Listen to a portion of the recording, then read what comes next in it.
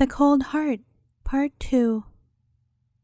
Peter flew into a terrible rage and accused the little man of being the cause of all his misfortunes. "Of what use to me is a horse and a carriage?" he cried. "Of what use my factory and all my glass? I was happier as a poverty-stricken charcoal burner than I am now, for I never know when the bailiffs may come and seize my goods to pay my debts." "Oh," replied the little glass man, "so it is my fault, is it, that you are unhappy? Is this the thanks you offer me for my generosity? Why did you wish so foolishly? You wished to be a glass manufacturer, and yet knew nothing about the business. Did I not warn you to be careful what you wished for? It was knowledge and common sense you wanted." "Knowledge and common sense," screamed Peter. "I will show you that I have as much common sense as you have."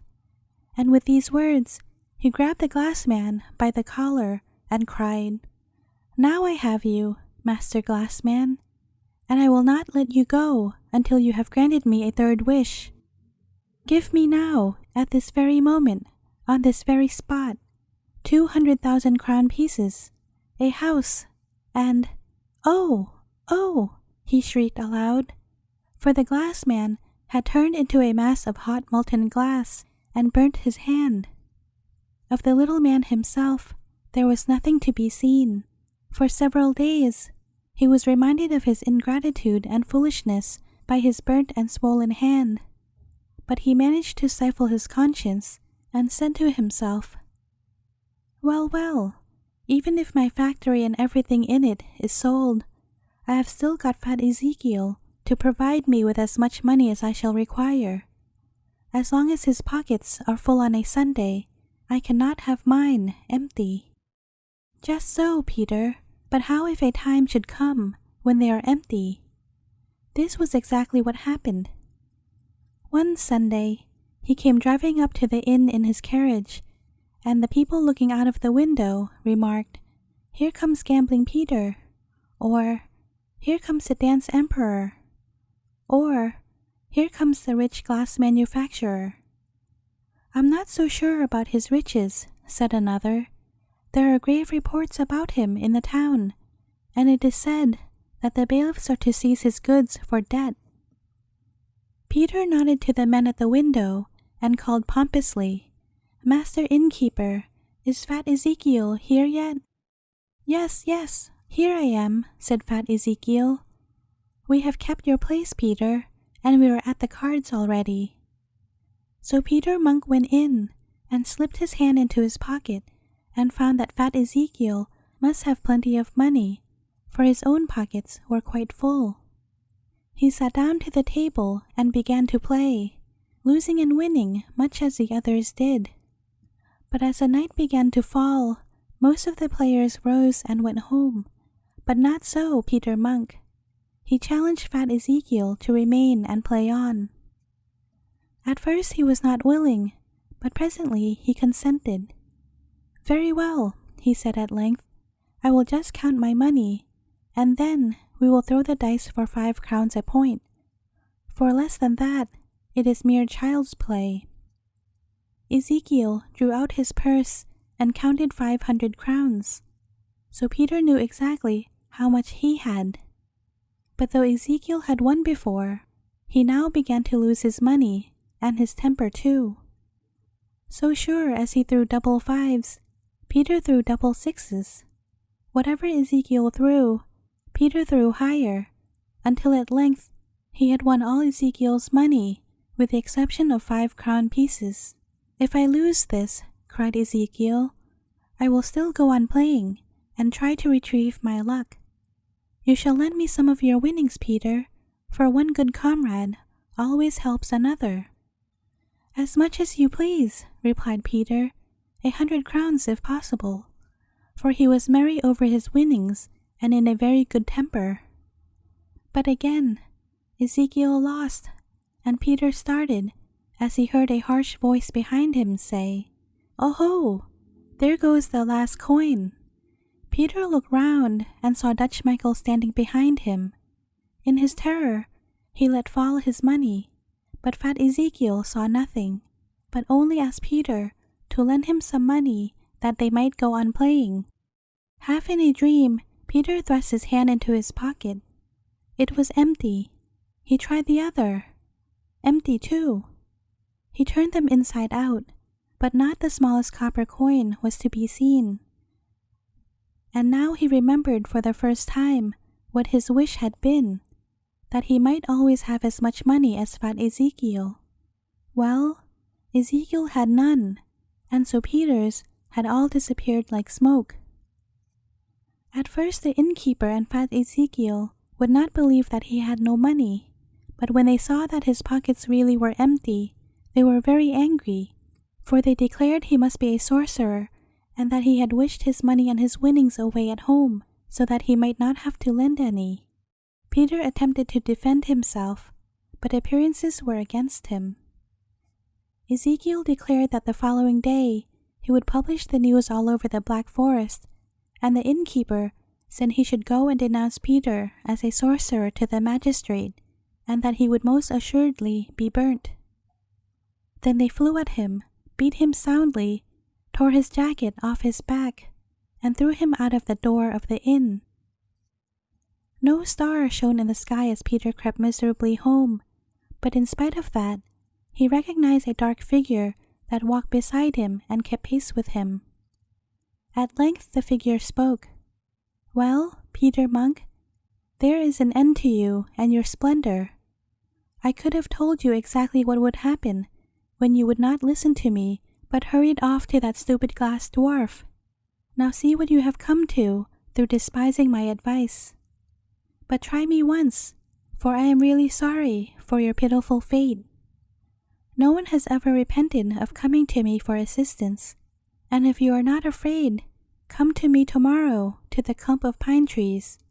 I will be there if you call me." But Peter shuddered and ran home as fast as his legs could carry him. When Peter entered his glass factory on the Monday morning, he found the bailiffs already in possession. He was asked if he had any money with which he could settle his debts, and on his replying that he had not, his factory, house, stables, horse, carriage, and the stock in hand were all seized. "Well," said he, "since the little man has done nothing for me, I will see what the big one will do." And so he set off running as fast as though the police were at his heels. He reached the clump of black pines, and as he passed the spot where he had seen the little Glassman, it seemed as though an invisible hand caught him and held him back.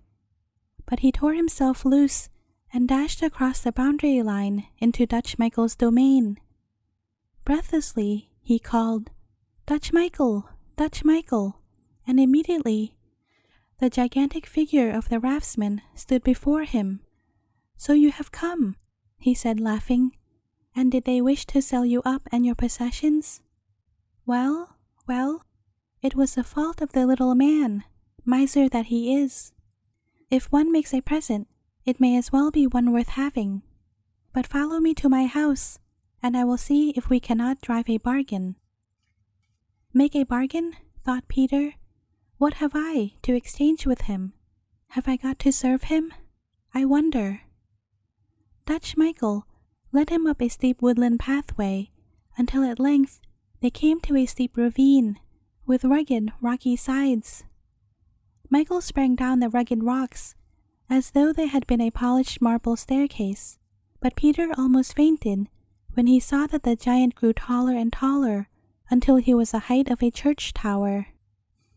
He stretched up an arm as long as a weaver's beam, with a hand the size of a parlor table, and bid Peter seat himself upon it and hold tight.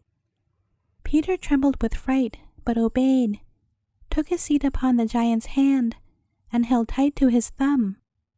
They went down and down, ever deeper, but to Peter's surprise, it was not at all dark. Indeed, it was quite the contrary, for the sun shone so brightly in his eyes that it dazzled him.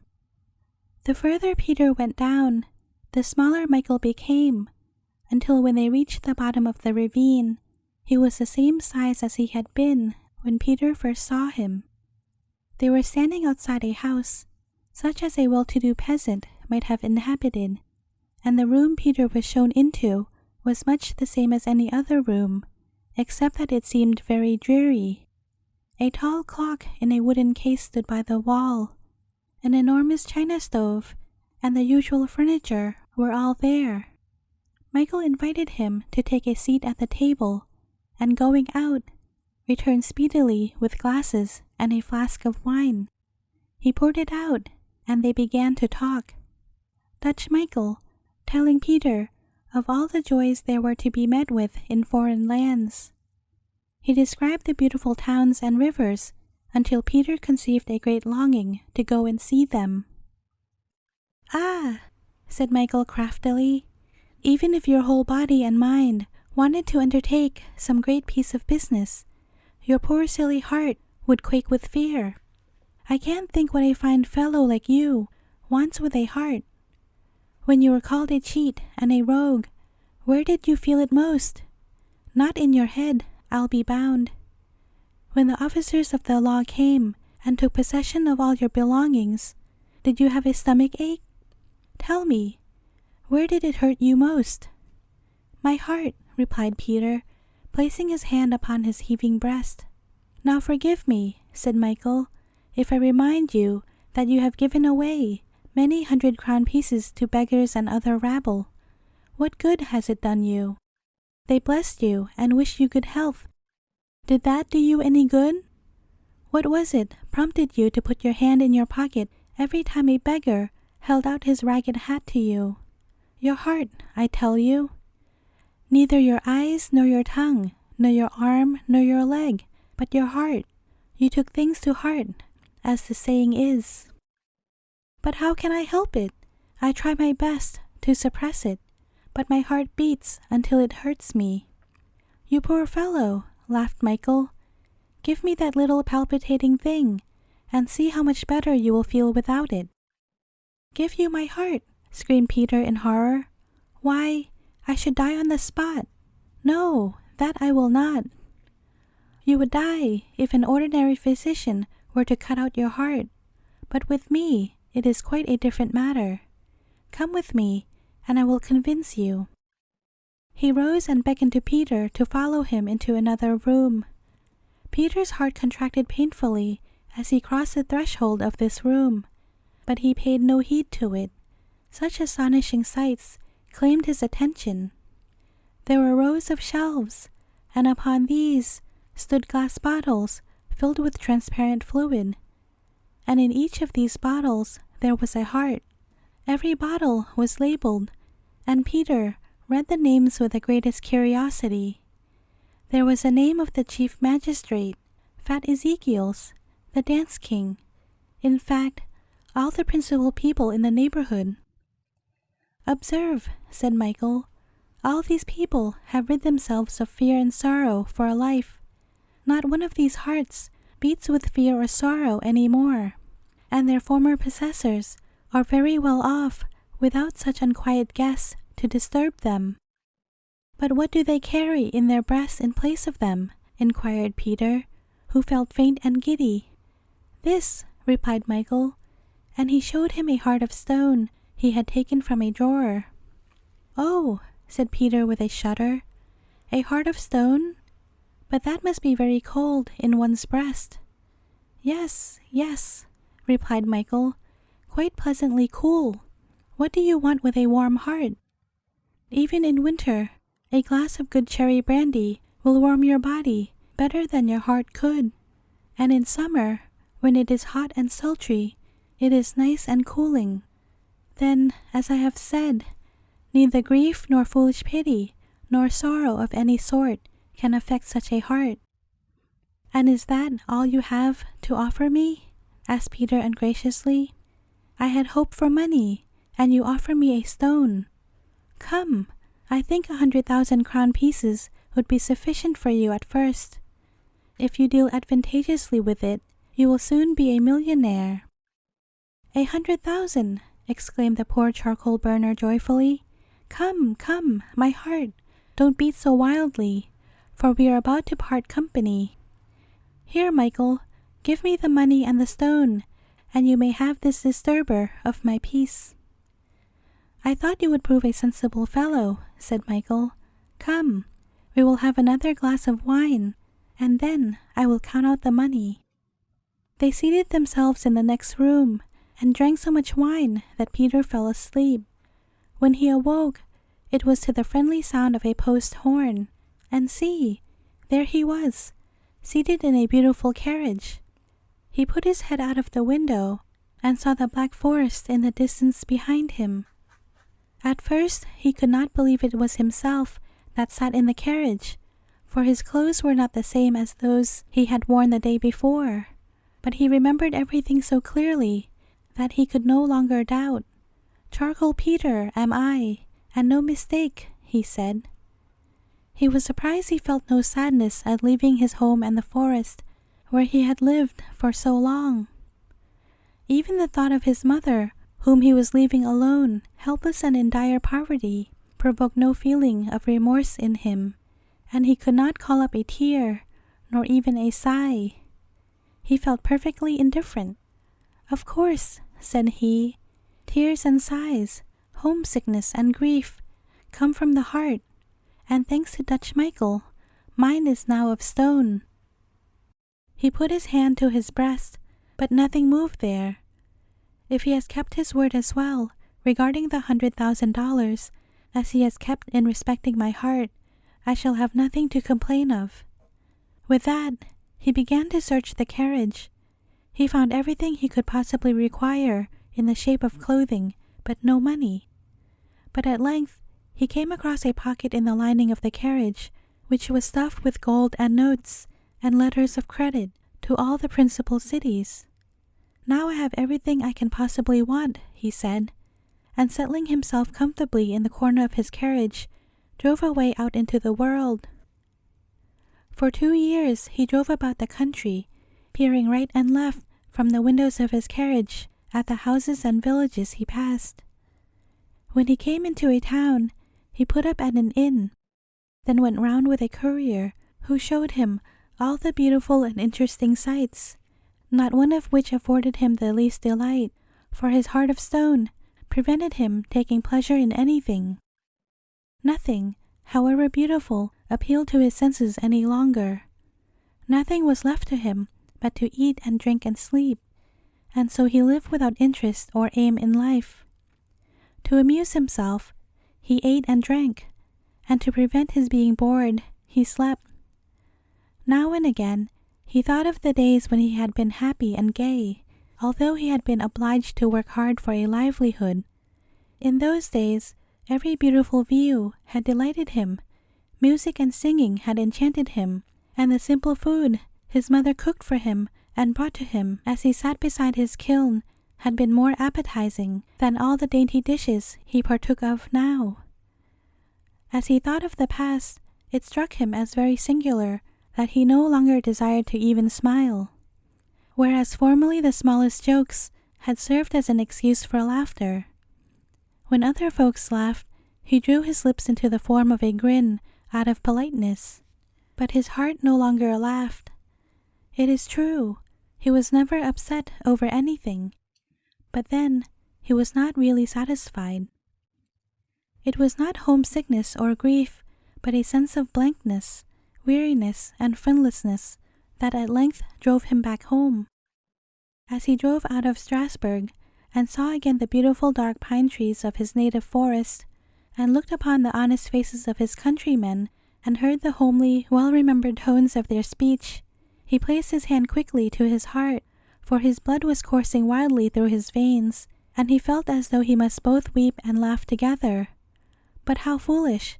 His heart was of stone, and stones are dead, and can neither laugh nor weep. His first visit was to Dutch Michael, who received him with friendliness, as he had formerly done.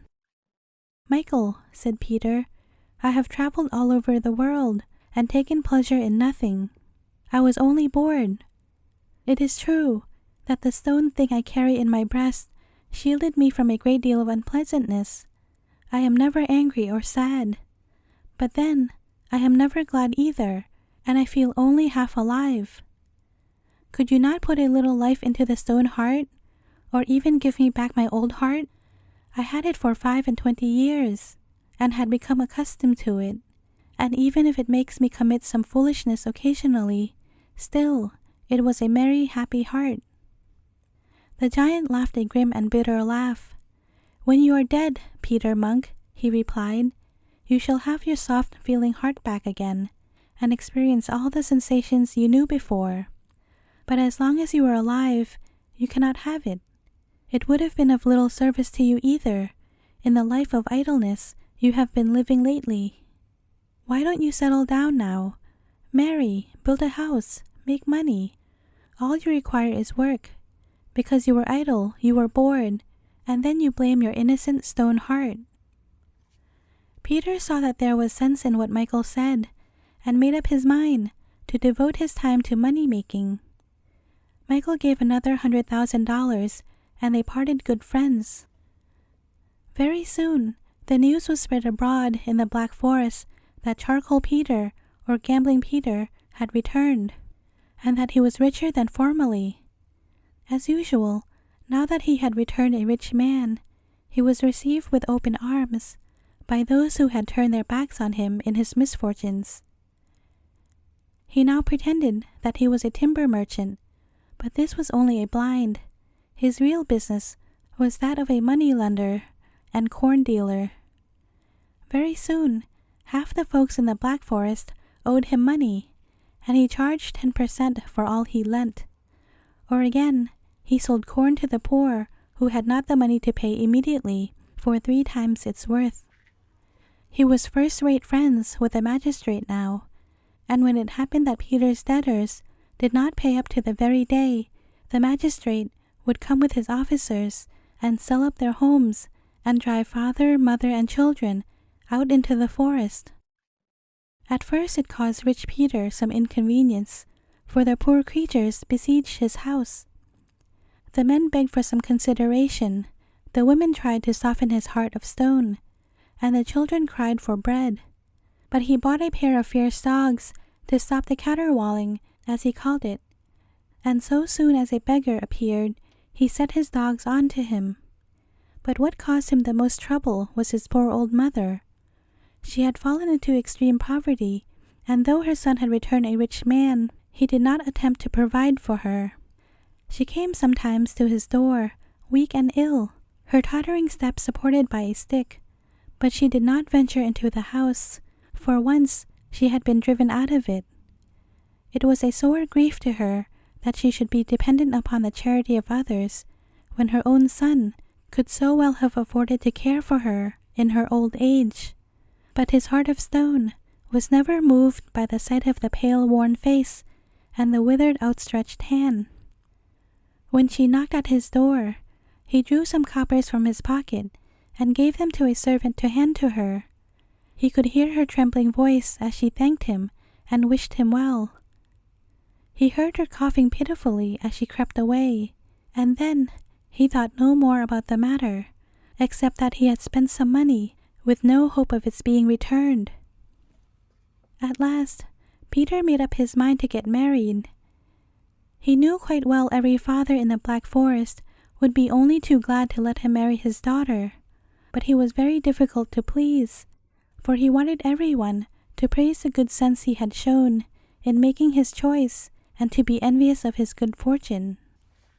So he went to every dance-room in the countryside, but not one of the beautiful maidens he met there did he think sufficiently beautiful. At length, he heard that a poor woodcutter's daughter was the most beautiful and the most virtuous maiden in the whole of the Black Forest. She lived quietly, keeping her father's house in beautiful order, and never so much as showed herself at the dance-rooms, not even at holiday times.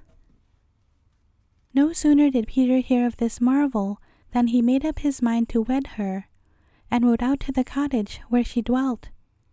The beautiful Lisbeth's father received this fine-looking gentleman with surprise, and was still more astonished when he heard that Peter wished to be his son-in-law. He did not take long to make up his mind, for he supposed that all his poverty and anxious striving would now be at an end, and so he agreed to his request without so much as asking Lisbeth's consent. But she was such an obedient child that she did not venture to object, and so became Mrs. Peter Monk. But the poor girl was not as happy as she expected to be. She had thought herself an accomplished housekeeper, but she could do nothing to please Master Peter.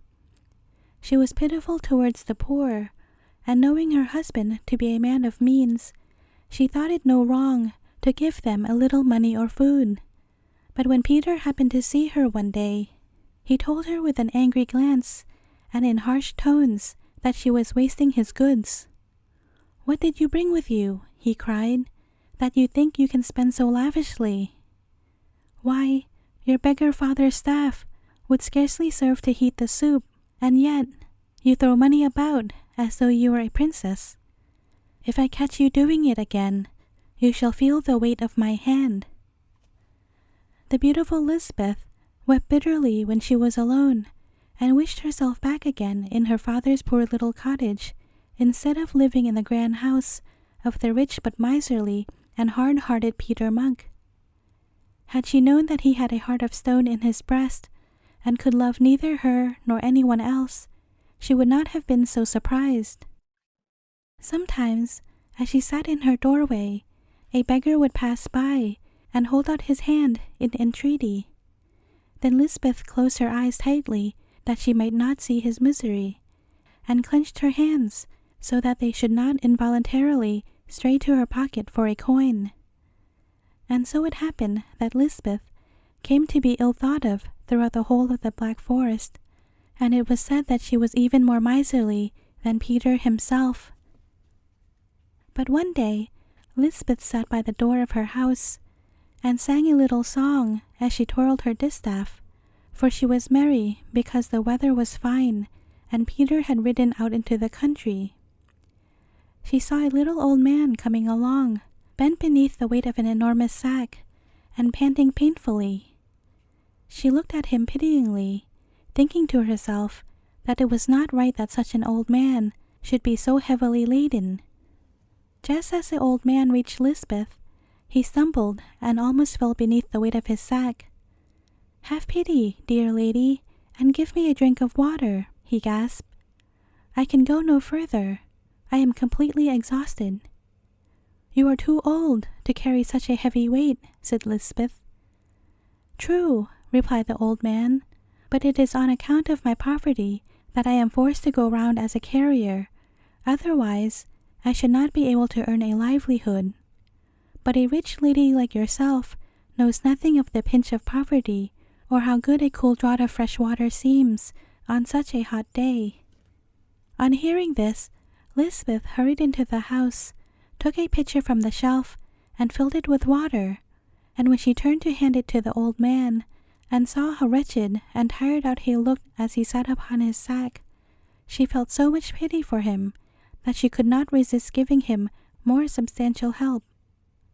So she set the water aside and filled a cup with red wine and gave it to him with a large slice of rye bread. "This will do you more good than water, seeing that you are so old," she said. "But be careful, do not drink so hastily. Take a morsel of bread with the wine." The old man looked at her with tears in his eyes. "I am very old," he said, "but in all my life I have seen few so pitiful as you, or whose gifts were given with such gracious kindness. But such a kind heart will not go unrewarded." "No, indeed, and the reward she shall have at once," cried a terrible voice. And when they turned, there stood Peter with a face purple with rage. "And so, you give my best wine to beggars, and serve it in my own cup too. Now you shall have your reward." Lisbeth threw herself at his feet and begged for forgiveness, but his heart of stone knew no pity. He turned the whip he was carrying round and struck her forehead with the ebony handle with so much force that she sank back lifeless into the arms of the old man. Immediately He began to regret what he had done and stooped to see if she were yet alive. But the little old man spoke in well-known tones. "Do not trouble, Charcoal Peter. She was the sweetest and loveliest flower in the whole of the Black Forest. Now that you have trodden it underfoot, it will never bloom again." Every drop of blood forsook Peter's cheeks. "So it is you," he said. "Well, what is done is done. I trust you will not give me up to the hand of the law for this murder." "Miserable wretch," replied the little glass man, "what satisfaction should I have in giving your mortal body to the hangman? It is no earthly court of justice you have to fear, but another and a more awful one, for you have sold your soul to the evil one." "And if I have sold my heart," screamed Peter, "who but you is to blame for it? You and the deceitful tricks you played on me with the treasures I was to gain through you. You drove me to seek other help. That has been my undoing, and so the responsibility lies with you." But scarcely had he spoken before the little glass man began to grow bigger. He grew and he swelled until he became a huge giant.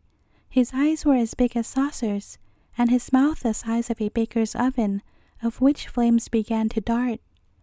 Peter threw himself on his knees, for his stone heart did not prevent his limbs from shaking like an aspen tree. With hands like vulture's claws, the wood spirit seized him by his neck, twisted him about as the whirlwind does the dry leaves, and then dashed him to the ground so that his ribs cracked. "Earthworm," he cried in a voice that rolled like thunder, "I could shatter you to pieces if I would, for you have offended the Lord of the Forest. But for the sake of this dead woman who fed me and gave me drink, I will give you 8 days' grace. If during that time you do not repent, I will come and grind your bones to powder, and you will depart in the midst of your sins." It was evening when some passing men found Peter Monk lying unconscious on the ground. They turned him over and sought for some sign of life, but for some time in vain. At length, one of them went into the house and fetched some water and sprinkled it on his face. Then he drew a deep breath, groaned, and opened his eyes, looked around him anxiously, and asked for his wife, but no one had seen her. He thanked the men for their assistance, crept into his house, and searched from cellar to attic, but in vain. What he had hoped might prove a bad dream was bitter reality. Now that he was left quite alone, strange thoughts came to him. He had no fear, for was not his heart cold? But when he thought of the death of his wife, it reminded him that his own death would come one day, and how heavily laden with sin he would be. His soul would be weighed down by the tears of the needy, the curses of those he had ruined, the groans of the wretched ones that had been dragged down by his dogs, the quiet despair of his own mother, and the innocent blood of Elizabeth. How would he be able to answer her old father when he came and demanded, "Where is my daughter, your wife?" He was tormented in his dreams, and repeatedly awoke, hearing a sweet voice calling to him, "Peter, Peter, see that you get a warmer heart." Even when he was awake, it was the same, and he knew that the voice to be Elizabeth's. He went down to the inn to divert his thoughts, and there he met fat Ezekiel. He sat down opposite to him, and they began to talk of all sorts of things, the weather, the war, the stars, and at last of death, and how quickly some had died off. Then Peter asked the fat one what he thought of death and the hereafter. Ezekiel answered that the body died and was buried, but the soul soared up to heaven or down to the evil one. "Is the heart buried with the body?" asked Peter. "Certainly, that is buried too." "But if one had no heart?" queried Peter. Ezekiel looked at him in horror. "What do you say? Are you trying to make game of me? Do you mean to say that I have no heart?" "Oh, yes, you have a heart right enough," said Peter, "but it is made of stone." Ezekiel stared at him in astonishment, looked round to see that no one was listening, and then said, How do you know that? Has your own ceased to beat also?" "It beats no longer, at least not in my breast," answered Peter Monk. "But tell me, now you understand how it is with me, what will happen to our hearts?" "Why worry about that, my friend?" laughed Ezekiel. "You are alive at present, and that is the best of having a heart of stone. One is never afraid of such thoughts." "Quite true, but one thinks about them all the same," said Peter, "and I can remember still how they would have frightened me once upon a time." "Of course, we can't expect things to go very well with us," said Ezekiel. "Once upon a time, I asked a schoolmaster about it, and he told me that our hearts would be weighed. The light ones went up on the scale, and those heavy with sin went down. So I expect our stone hearts will be pretty heavy. Sometimes I am a little uncomfortable to think that my heart should be so indifferent to such things," said Peter. So they talked together. That night, Peter heard the voice whispering 5 or 6 times in his ear, "Peter, Peter, see that you get a warmer heart." He felt no remorse for what he had done, but when he told his servants that his wife had gone on a journey, he wondered to himself whither she had journeyed. 6 whole days and nights passed, and ever it seemed to him there was a voice whispering in his ear, and he could think of nothing but the little Glassman and his warning. And so, on the 7th day, he sprang out of bed and said, "Well, I will see if I cannot get a warm heart again, instead of this unfeeling stone in my bosom, for it makes my life both tedious and lonely." So he dressed himself in his best and rode off to the clump of black pines. When he reached the outskirts, he dismounted, tied up his horse, and hurried to the summit of the hill.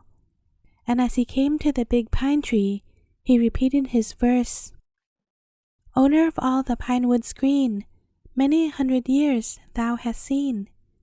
Thine all the lands where the pine trees grow, to the Sunday born thy face now show." At once the little Glassman appeared, but he did not seem at all friendly, but looked gloomy and sad.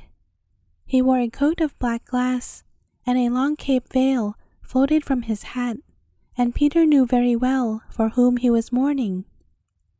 "What do you want with me, Peter Monk?" he asked in deep tones. "There is still a wish due to me, Mr. Glassman," answered Peter with downcast eyes. "Is it possible for a heart of stone to wish for anything?" said the little man. "You have everything a man of your bad disposition requires, and I shall not readily grant your request." "But you promised me 3 wishes," said Peter, "and one I have not yet made use of." "I have the right to withhold it, if it is a foolish wish," said the little man. "But say on, what do you want?" "Take this cold stone out of my breast, and give me back my warm living heart in place of it," Peter asked. "Had I aught to do with the exchange?" demanded the little man. "Am I Dutch Michael, who gives fortunes and stone hearts away? You must recover your heart from him." "But he will never give it back to me," answered Peter. "Bad as you are, I am sorry for you," said the little man after a few moments' consideration. "And as your wish is not a foolish one, I will promise to assist you.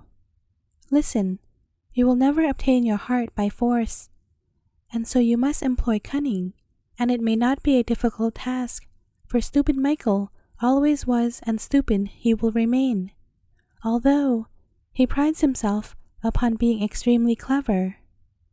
So go straight to him and do exactly as I tell you."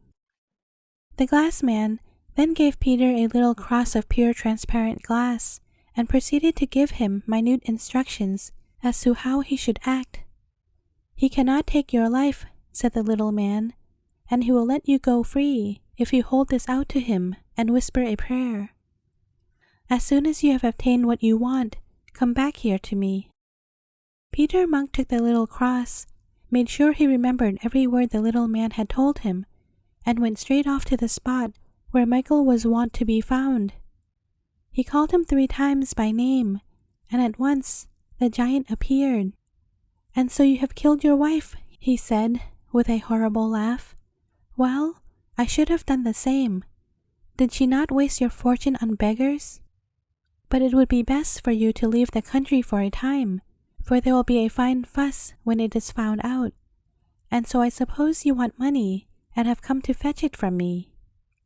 "You have guessed it exactly," replied Peter, "but I shall require a good big sum this time. It is a long way to America." Michael went in advance and led the way to his home. As soon as he reached it, he went to a chest and took out several packets of gold. Whilst he was counting it, Peter said, "You are a rascal, Michael, for you deceived me, telling me I had a stone in my breast, and that you had my heart." "And is it not so?" asked the astonished Michael. "Can you feel your heart beat? Do you know what fear or remorse is?" "Ah, you have just made my heart stand still, but I have it still in my breast, and so has Ezekiel. It was he who had told me you had lied to us. You are not the one to take one's heart out without his feeling it. That would be magic." "But I assure you I did," said Michael angrily. "You and Ezekiel and all the other rich people who have had dealings with me have hearts of stone, and your own original hearts I have there, shut up in a room." "Now, how easily the lies trip from your tongue," laughed Peter. "You must make someone else believe that. I have seen dozens of similar tricks on my travels. The hearts you have in your room there are merely waxen ones. You are a rich fellow, I allow, but you do not understand magic." The giant became furious and tore open the door of the room. "Come in and read all these labels. Look at this. Look at that. Do you see it is labeled Peter Monk's heart? Do you see how it throbs? Could you make a waxen one do that?" "All the same, it is wax," said Peter. "A real heart does not beat like that. I have mine still in my breast. No, it is evident you do not understand magic." "But I will prove it to you," cried the angry Michael. "You shall feel for yourself that it is your own heart." He tore Peter's vest open, took a stone from his breast, and showed it to him. Then he took the real heart, breathed on it, and put it carefully in its place, and immediately, to his delight, Peter felt it begin to beat. "Now what have you to say?" laughed Michael. "Truly, you were in the right," answered Peter, carefully drawing the little cross from his pocket. "I would not have believed it possible for a man to do such a thing." "Well, it was as I said," answered Michael. "You see, I do understand magic. But come now, I must put the stone back in your breast."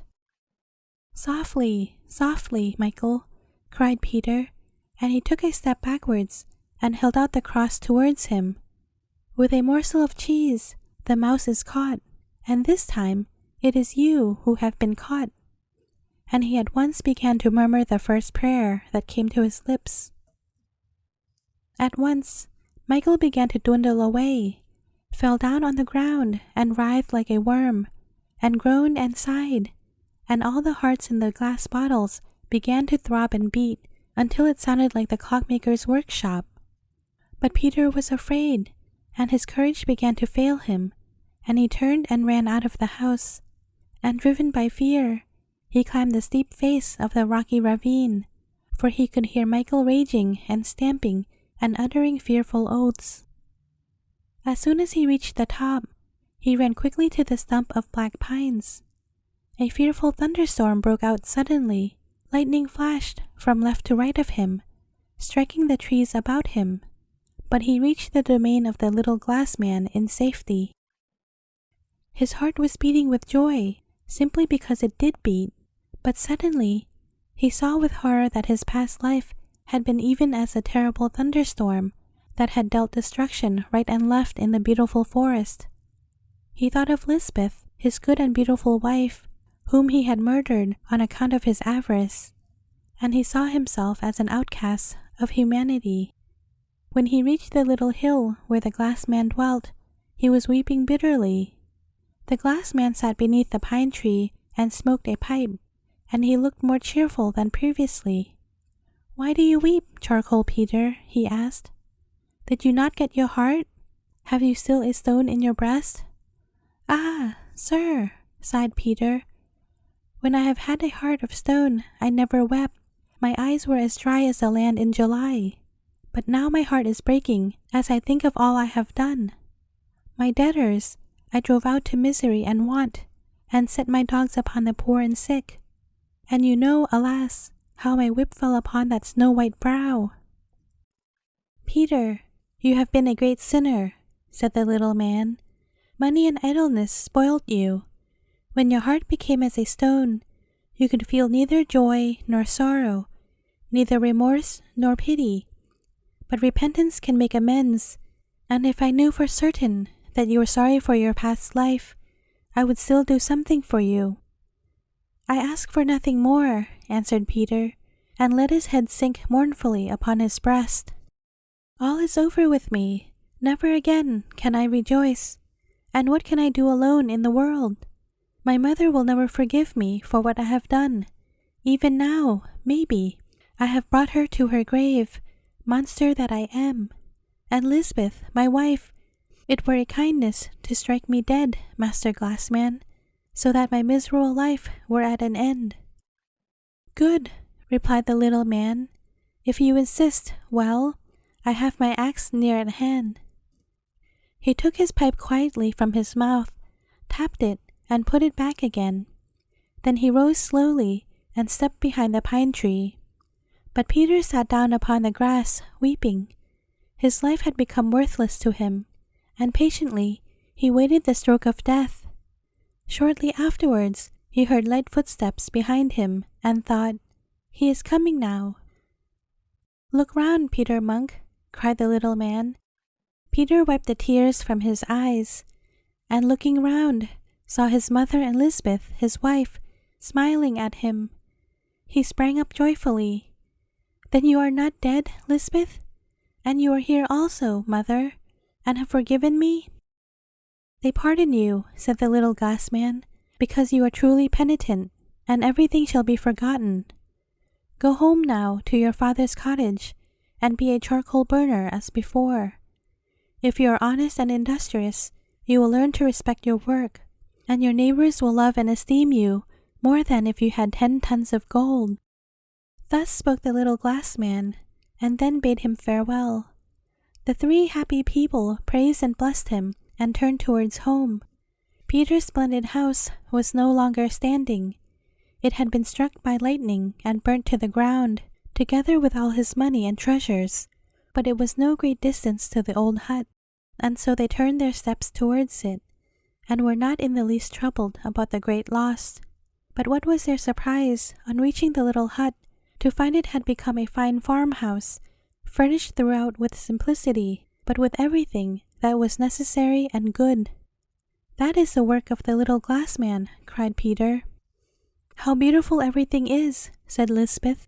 "I shall be far happier and more at home here than in the great big house with its many servants." From that time, Peter became an industrious and honest fellow. He was contented with what he had, and plied his trade without grumbling, and so it came to pass that through his own exertions he became well off and respected and loved by everyone in the forest. He never quarreled with his wife, honored his mother, and gave to the poor who came knocking at his door. After a time, a beautiful boy came to them to add to their happiness. And then Peter went to the clump of pine trees and again recited his little rhyme. But the Glassman did not show himself. "Master Glassman," cried Peter loudly, "do listen to me, for I only meant to ask you to be godfather of my little son."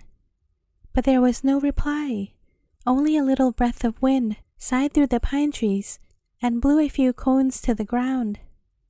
"Well, I will take these as a remembrance, as you will not show yourself to me," said Peter, and popped the cones into his pocket and went home. But when he took off his best coat, and his mother shook out the pockets before laying it away in the chest, out tumbled 4 fine big rolls of gold pieces. That was a good Glassman's christening present to little Peter. And so they lived happily ever after, and when Peter Monk was an old man with gray hair, he was wont to say, "It is better to be content with little than to have money and possessions and a cold heart." The end. Thank you for listening. Do consider subscribing if you haven't already done so. I have over 100 stories in my channel for you to enjoy. Thanks for giving my small channel a chance to entertain you.